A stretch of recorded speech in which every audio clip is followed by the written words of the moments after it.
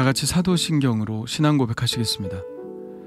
전능하사 천지를 만드신 하나님 아버지를 내가 믿사오며 그 외아들 우리 주 예수 그리스도를 믿사오니 이는 성령으로 잉태하사 동정녀 마리아에게 나시고 본디오 빌라도에게 고난을 받으사 십자가에 못 박혀 죽으시고 장사한 지 사흘 만에 죽은 자 가운데서 다시 살아나시며 하늘에 오르사 전능하신 하나님 우편에 앉아 계시다가 저리로서 산 자와 죽은 자를 심판하러 오시리라.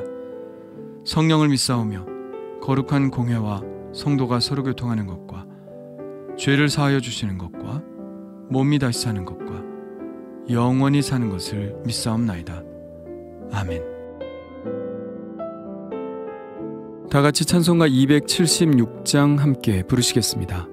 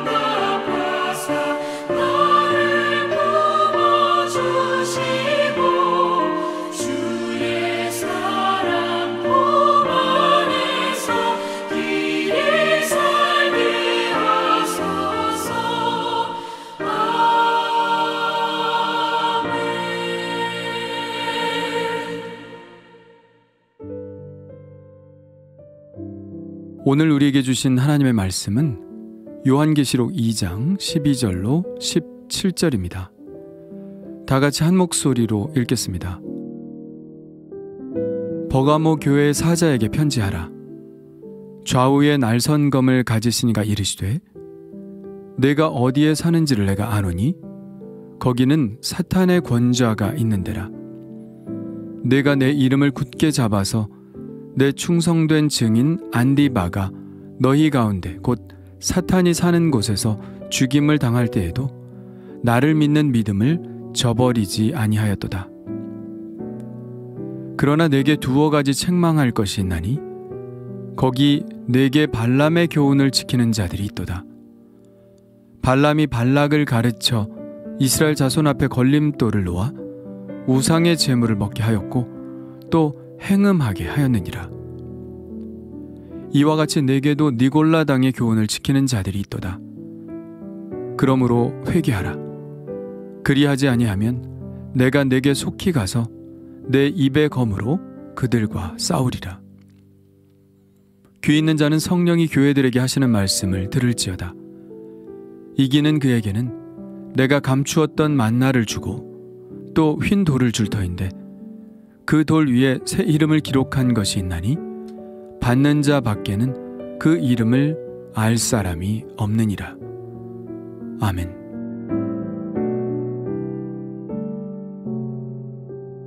버가모의 원래 발음은 페르가몬입니다. 현재 터키 이즈미르 현에 있는 베르가마를 말하죠.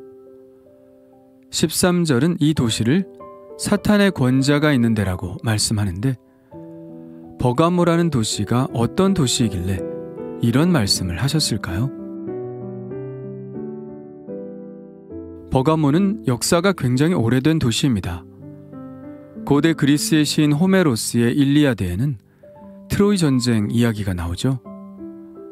전쟁에서 승리한 아킬레우스는 트로이의 왕자였던 헥토르의 부인인 안드로마케를 전리품으로 끌고 가 자기 아들 네오프톨레모스와 결혼시킵니다.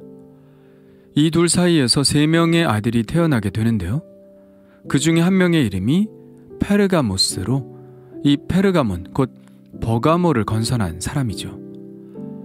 트로이 전쟁이 주전 13세기에 일어났으니 이 도시는 12세기경에 생겨났다고 보는 것이 좋겠죠.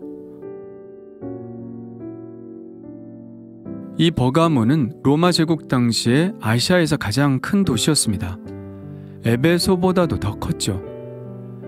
에베소도 도서관으로 유명하지만 버가모의 도서관은 그보다 훨씬 규모가 컸습니다.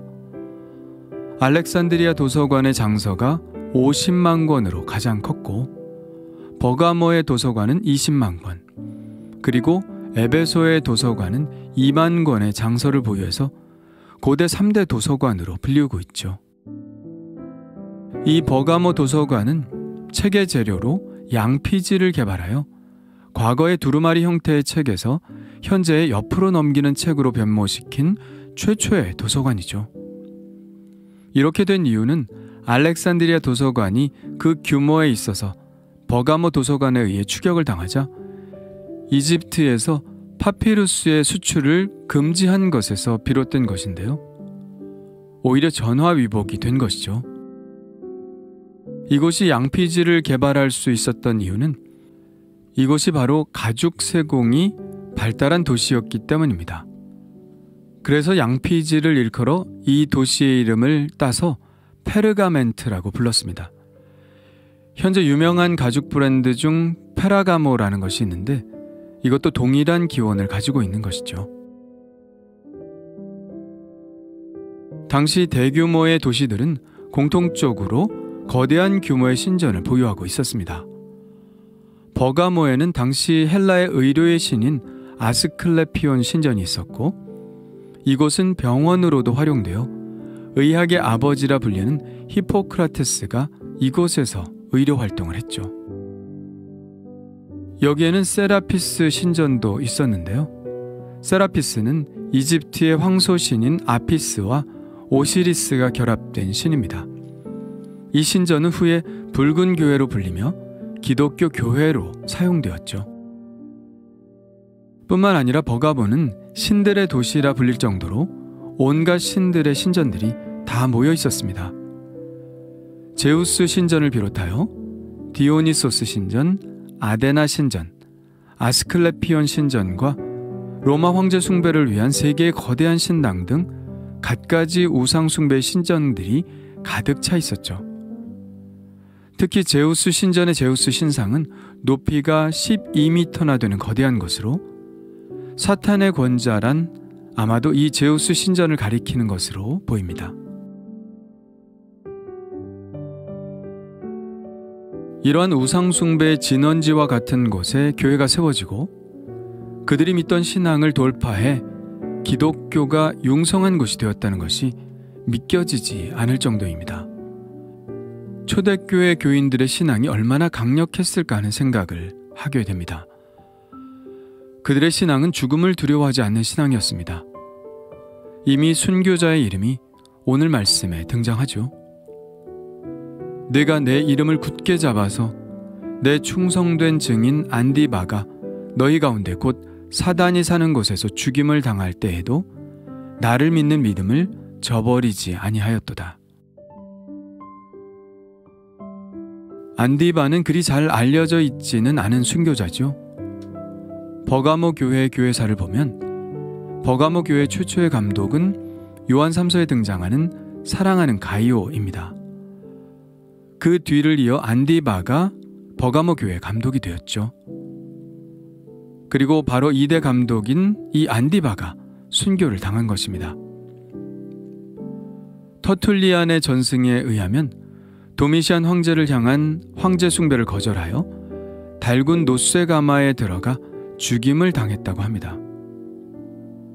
주님은 안디바를 내 충성된 증인이라고 말씀하고 있는데요. 여기서 충성된 증인이라는 말은 헬라어로 마르티레스라고 합니다. 여기서 마터, 곧 순교자라고 하는 말이 나왔죠. 안디바는 죽음으로 죽도록 충성하라는 주님의 말씀을 따랐던 것입니다.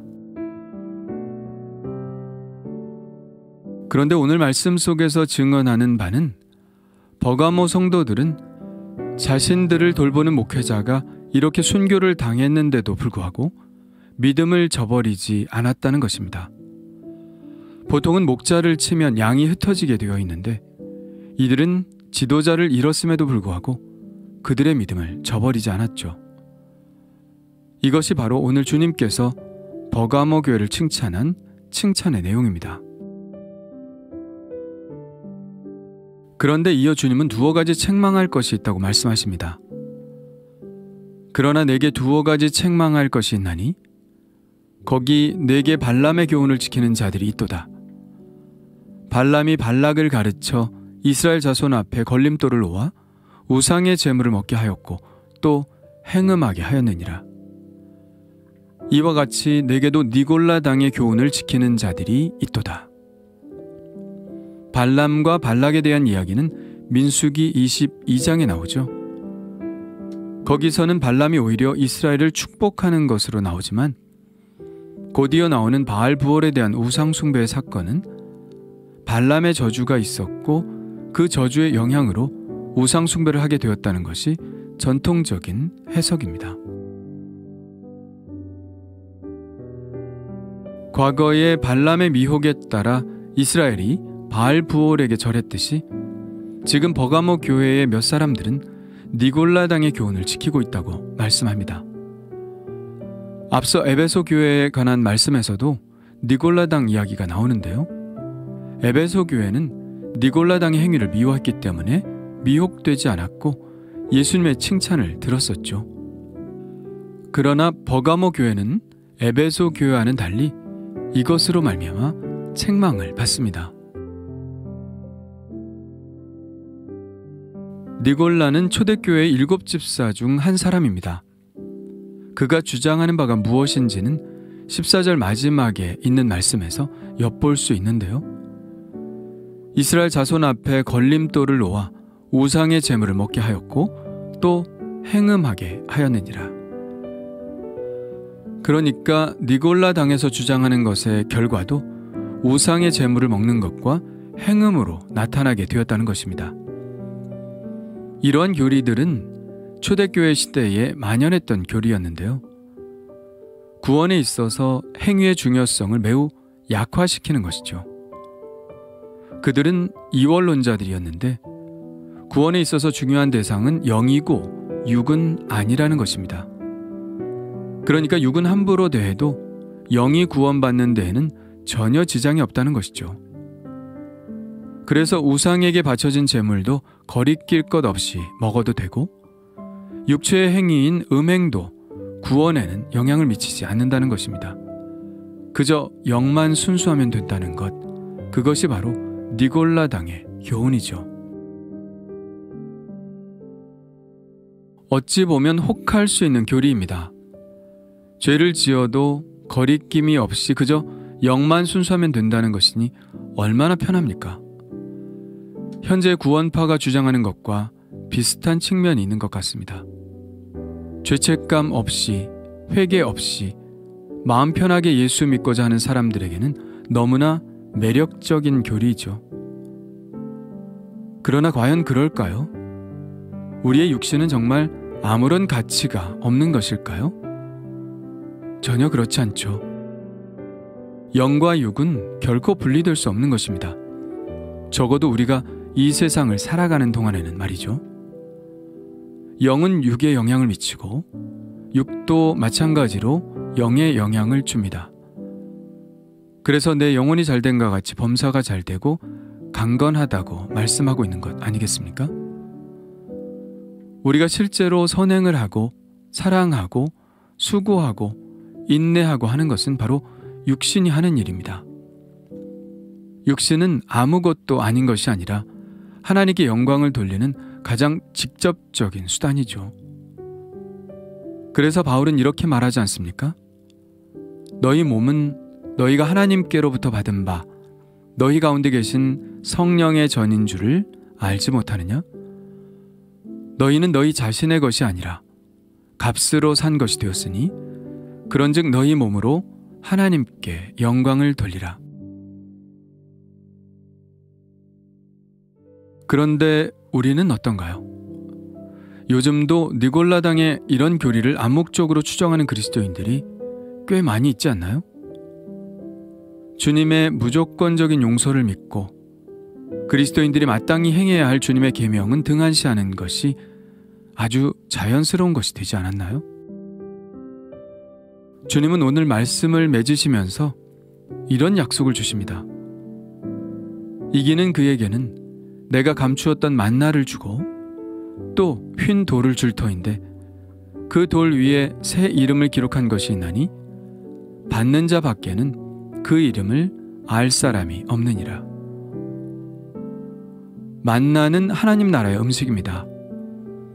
에베소 교회에게 약속했던 생명나무의 열매와 마찬가지로 천국에서만 맛볼 수 있는 것이죠. 휜돌 위에 기록한 새 이름은 일종의 초대장이라고 볼 수 있는데요.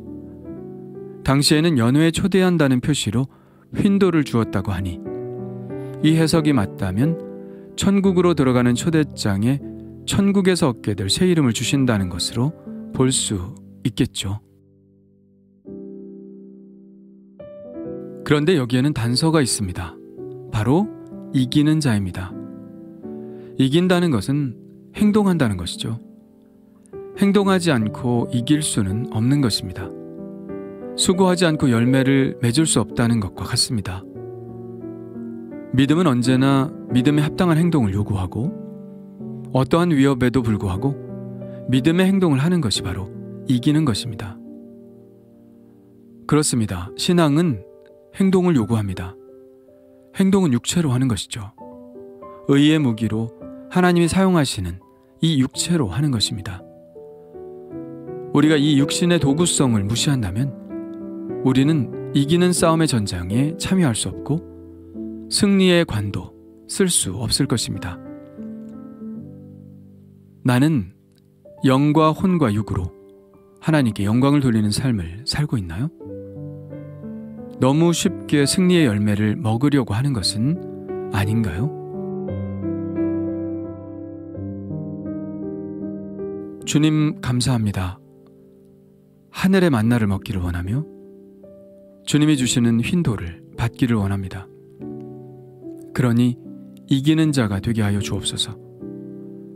육신은 아무 쓸모 없고 육신으로 할 수 있는 것은 아무것도 없다는 니골라당의 유혹에 빠져 죄에 무감각해지는 방임에 빠지지 않게 하시고 주님의 계명을 따라 행하여 사랑의 수고를 하게 하여 주옵소서.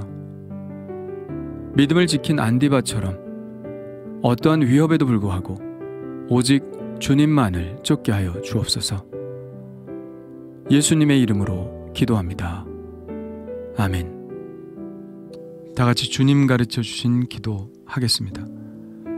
하늘에 계신 우리 아버지여, 이름이 거룩히 여김을 받으시오며 나라가 임하시오며 뜻이 하늘에서 이루어진 것 같이 땅에서도 이루어지이다. 오늘 우리에게 일용할 양식을 주시옵고 우리가 우리에게 죄 지은 자를 사하여 준 것 같이 우리 죄를 사하여 주시옵고 우리를 시험에 들게 하지 마시옵고 다만 악에서 구하시옵소서. 나라와 권세 영광이 아버지께 영원히 있사옵나이다. 아멘. 우리 이제 각자 하나님께 기도하는 시간을 갖겠습니다.